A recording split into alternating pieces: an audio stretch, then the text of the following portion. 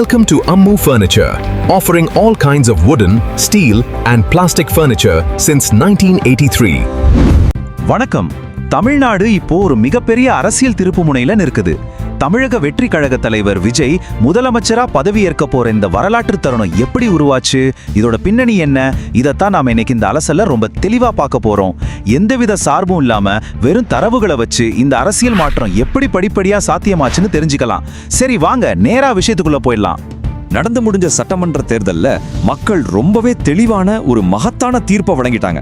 எல்லா பக்கமும் கொண்டாட்டங்கள் ஆரம்பமாயிடுச்சு. ஆனா திடீர்னு ஒரு எதிர்பாராத அரசியல் இழுபறி ஒட்டுமொத்த அரசியல் களமே கொஞ்ச நேரம் அப்படியே ஸ்தம்பிச்சு நின்னுடுச்சு. ஏன் தெரியுமா? அரசாங்கம் அமைக்கிறதுங்கிறது வெறும் மக்கள் ஆதரவை மட்டும் வச்சு நடக்கிற விஷயம் கிடையாதுங்க. அது முழுக்க முழுக்க எண்களை பொறுத்தது. ஆமா, வெறும் கணிதம் தான். இதுல எல்லாமே இந்த ஒரு நம்பரை சுத்தி தான் நடந்துச்சு. 108.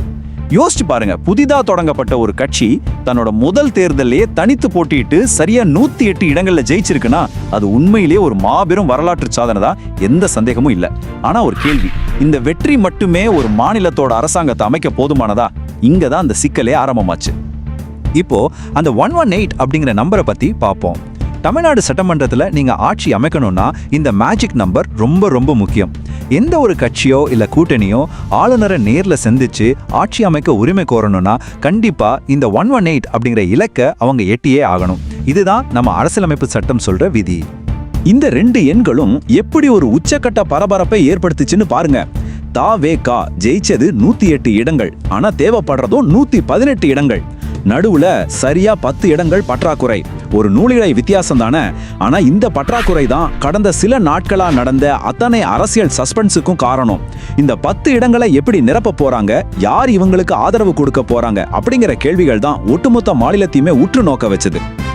ஆனா இந்த சஸ்பென்ஸ் ரொம்ப நாளா நீடிக்கல. அரசியல் களத்துல இருக்கிற முக்கிய கட்சிகளான சிபிஐ, சிபிஎம், விடுதலை சிறுத்தைகள் கட்சி, அப்புறம் இந்திய யூனியன் முஸ்லிம் லீக், இவங்க எல்லாரும் சேர்ந்து ஒரு முக்கியமான முடிவு எடுத்தாங்க. அவங்க தங்களோட ஆதரவை தா.வே.கவுக்கு வழங்க முன் வந்தாங்க. இதனால அந்த 10 இடங்கள் பற்றாக்குறை அப்படிங்கிற பெரிய தடை முழுமையா உடைஞ்சது. அரசியல்ல இது ஒரு மிக முக்கியமான நகர்வுன்னு சொல்லலாம். இந்த கூட்டணி கட்சிகளோட ஆதரவு கிடைச்ச உடனே என்னாச்சு தெரியுமா?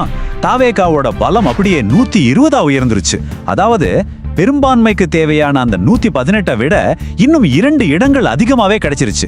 அவ்வளவுதான். ஒரு அரசாங்கம் அமைக்க குறுக்கே நின்ன அந்த எண்கணித தடைகள் எல்லாமே சுக்குநூறா உடைஞ்சு இப்போ பாதை ரொம்பவே தெளிவாகிடுச்சு. எண்களோட கணக்கு சரியானதும் அரசியலமைப்பு சட்டம் தன்னோட வேலையை வேகமா செய்ய ஆரம்பிச்சிடுச்சு. இத 3 படியா பார்க்கலாம். முதல் கட்டம் அந்த 108 இடங்கள் வெற்றி. இரண்டாவது கட்டம் 120 இடங்கள் கொண்ட ஒரு வலுவான கூட்டணியை அமைத்தது. இதுக்கப்புறம் மிக முக்கியமான சட்டப்பூர்வமான கட்டம் அரங்கேறுச்சு.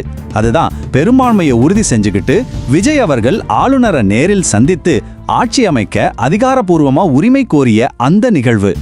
சரி, இப்போதைக்கு தமிழ்நாட்டோட நிலைமை என்ன? கடந்த சில நாட்களா இருந்த அந்த அரசியல் இழுபறி அதிகாரப்பூர்வமா முடிவுக்கு வந்துருச்சு. இப்போ ஆட்சி அமைக்க உரிமையும் கோரப்பட்டாச்சு. ஒட்டுமொத்த மாநிலத்தோட பார்வையும் அடுத்து வர போற 1-2 நாட்களை நோக்கி தான் இருக்கு. ஏன்னா தமிழ்நாட்டின் புதிய முதலமைச்சரா விஜய் பதவியேற்க போறார். அதுக்கான விழா ஏற்பாடுகள் இப்போ ரொம்பவே மும்முரமா நடந்துகிட்டு இருக்கு. எண்கள் உறுதியாயிடுச்சு. அடுத்த கட்டத்துக்கான பாதையும் ரொம்ப தெளிவாகிடுச்சு. ஆனா இந்த நேரத்துல நம்ம எல்லாரும் மனசுலயும் ஒரு பிரம்மாண்டமான கேள்வி காத்துக்கிட்டு இருக்கு. முதலமைச்சரா பொறுப்பேற்றதும் விஜயின் முதல் அதிகாரப்பூர்வமான அரசியல் முடிவு என்னவாக இருக்கும்? நீங்க என்ன நினைக்கிறீங்க? ஒட்டுமொத்த மாநிலமும் அதை பார்க்கத்தான் ஆவலோட காத்துக்கிட்டு இருக்கு. இந்த தரவாலசல் உங்களுக்கு ஒரு தெளிவான பார்வையை கொடுத்துருக்கோன்னு நம்புறேன். மீண்டும் ஒரு சுவாரஸ்யமான அலசலோடு உங்களை சந்திக்கிறேன்.